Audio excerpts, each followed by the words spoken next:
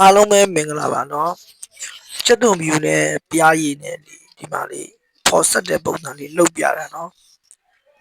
ကျက်သွန်ဖြူလေးဟိုကူအမွာတမွာမှာပေါ့နှစ်ချမ်းလောက်ကလေးချမ်းလိုက်တာပေါ့ဒါလေးနဲ့ချမ်းရတာပေါ့ချမ်းလဲချမ်းပြီးတော့အဲ့ဒါကိုဖန်ဖူးထဲမှာထည့်ပြီးတော့ပြားရည်နဲ့စိမ့်တာပေါ့နော်အဲ့ဒါဘာတွေကောင်းလဲဆိုတော့လေခေါင်းမူတာတွေပြီးလို့ရှိရင်ဒီခေါင်းထဲမှာလေခေါင်းထဲမှာခေါင်းမကြည့်တာတွေပေါ့ပြီးတော့အသေးအားလည်းကောင်းတယ်နော်နောက်ပြီးတော့အားရင်လည်းတိုးတယ်နော်နောက်ပြီးတော့ဗာလဲအသားတွေဘာတွေလဲစုပ်ပြီးတယ်နော်ဒီဟာမိန်းကလေးပဲဖြစ်ယောက်ျားလေးပဲဖြစ်စားလို့ရတယ်နော်ဒါတဘာဝစိတ်ပတ်ဝင်တယ်ဒီကောင်က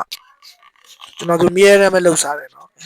သမင်းစားပြီးတော့2မွာ3မွာလောက်စားလိုက်ရင်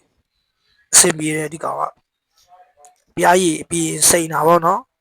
ပြားရည်ကျက်သွန်ဖြူမြို့အောင်လို့ထည့်ရတယ်နော်ထည့်ပြီးတော့အပြင်မှာ10ရက်လောက်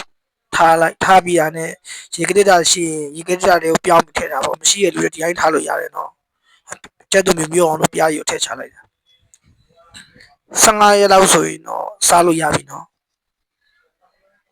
တကယ်တဘာဝစိပတ်ဝင်တယ်ဒီကောင်က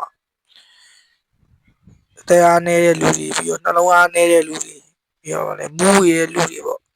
အကုန်လုံးစားလို့ရတယ်နော်နောက်ပြီးအားရင်လည်းတိုးတယ်နော်မိကလေးတွေစားရင်သားရည်လည်းလှပ်ပါတယ်ယောက်ျားလေးလည်းစားလို့ရတယ်လှုပ်ဆန်ကြည့်နော်တကယ်ချင်းတို့